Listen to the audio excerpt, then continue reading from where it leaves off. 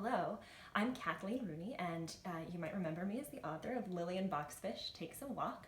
And today I'm here to talk to you about my book coming out in August from Penguin called Cher Ami and Major Whittlesey.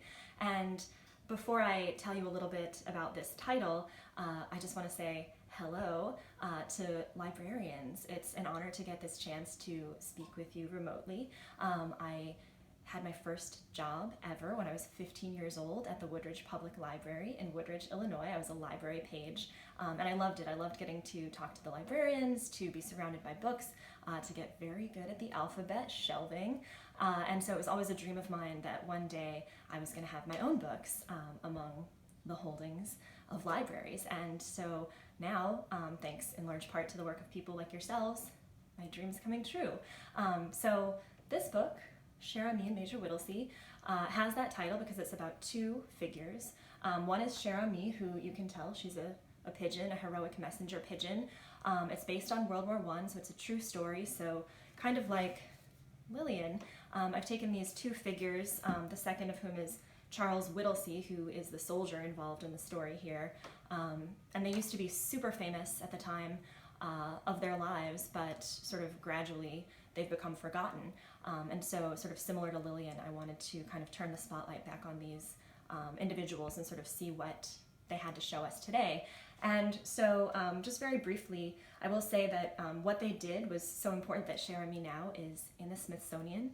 She's stuffed, she's taxidermied, she doesn't look like this anymore. But you know, you can go see her there because what she did with the Lost Battalion was so crucial. And so in a nutshell, it was this group of soldiers led by Whittlesey who made it past German lines, got surrounded, and they suffered and waited for 5 days before being relieved. But sort of arguably the worst thing that happened was a friendly fire incident. And so Whittlesey had to get a message back to tell people at headquarters to stop the friendly barrage.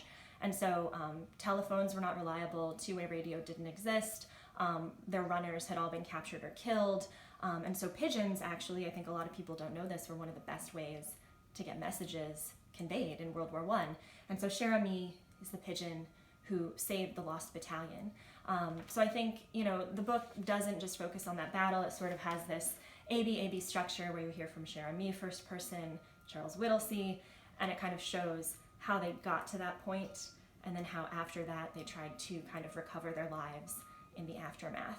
So I won't say too much more about that. I will say that I think it would be a lot of fun for book clubs and discussions. I know that animal points of view are kind of unusual and not for everyone, but I think in addition to the history, the courage, the patience, there's two love stories, there'd also be just sort of that structural question to talk about. So thank you so much for listening to me. Thank you for everything that you do to get books into the hands of readers.